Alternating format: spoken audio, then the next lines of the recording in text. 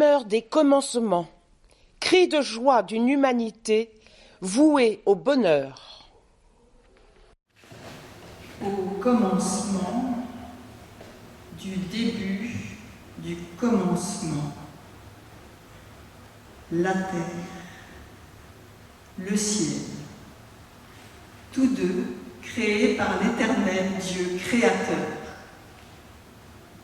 La terre, sol de poussière et rien d'autre.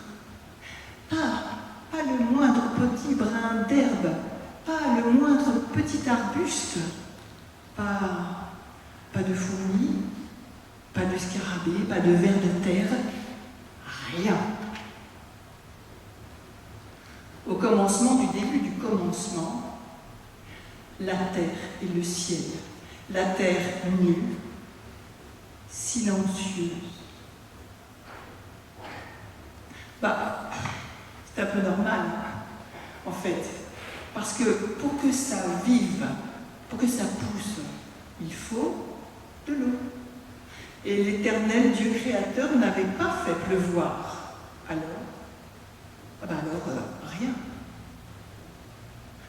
Jusqu'au moment où de la terre s'élève une brume qui s'étale et monte, et s'étale encore, et monte, et devient un épais nuage noir qui redescend en gouttelettes d'eau, des gouttelettes de plus en plus grosses et lourdes et profondes qui s'enfoncent dans la terre.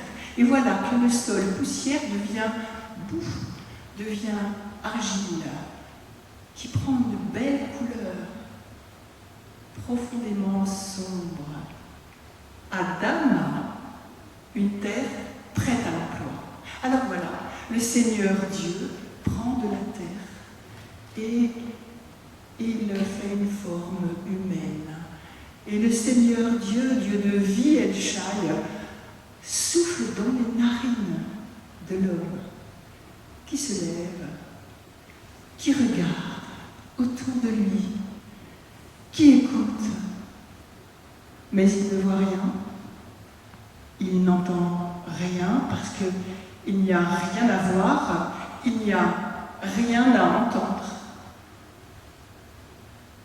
Voilà, au début du commencement, la terre nue, silencieuse, et l'homme sur la terre, nu aussi, silencieux, comme elle.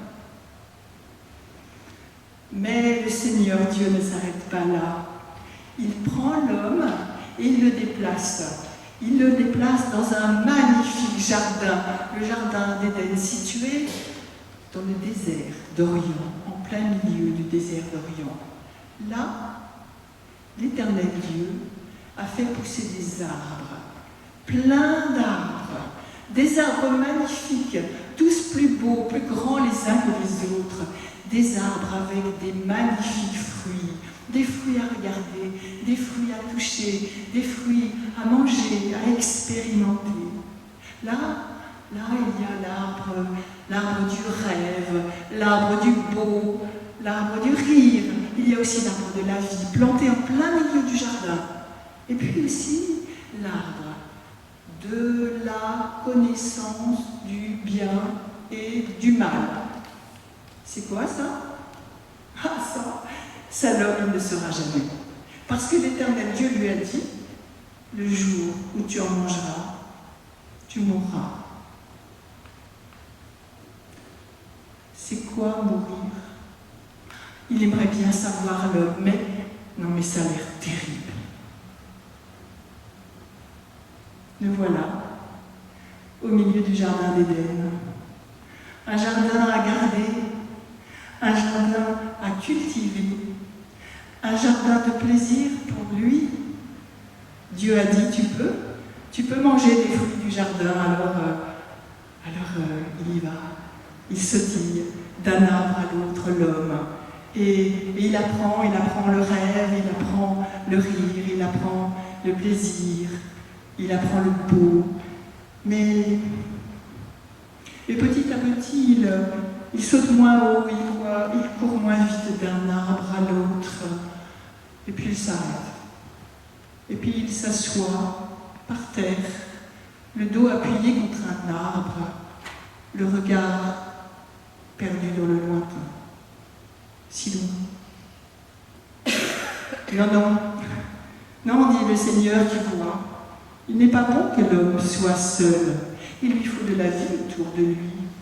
Alors l'Éternel, Dieu, Créateur, prend de la terre de ce beau jardin d'Éden, et le voilà qui fabrique des formes bizarres, toutes plus bizarres les unes que les autres, des formes à plumes, des formes à poils, des formes sans plumes, des formes sans poils, des formes qui volent dans le ciel et des formes qui marchent sur la terre, à 2 pattes, à 4 pattes, 6 pattes, 8 pattes, ou sans pattes du tout.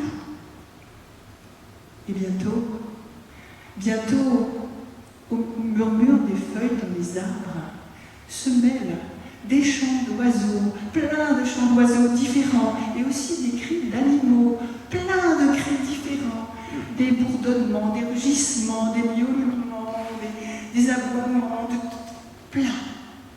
Une symphonie de cris, clameurs de vie sur la terre.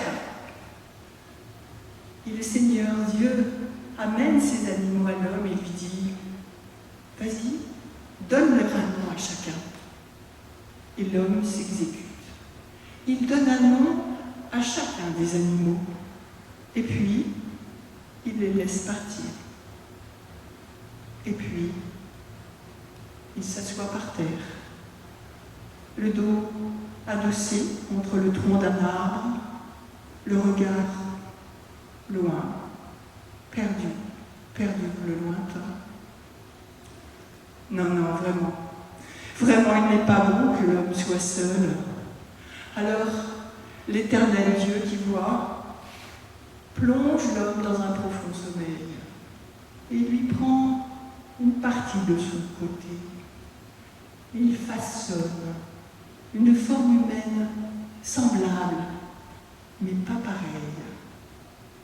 Et il réveille l'homme. « Hé, réveille-toi là, regarde !» Et l'homme se réveille et il ouvre les yeux et il la voit. Et c'est un cri de joie qui sort de lui, un nom de joie, Isha. Isha, dit-il, en tenant son côté là, marqué une absence qu'il sait maintenant, qui sera comblée, parce qu'elle est os de mes os, chair de ma chair, là devant moi. L'homme et la femme, l'un à côté de l'autre, l'un face à l'autre, sur cette terre de beau et de plaisir, pleinement innocent, pleinement heureux. D'après le livre de la Genèse, chapitre 2, versets 3 à 25.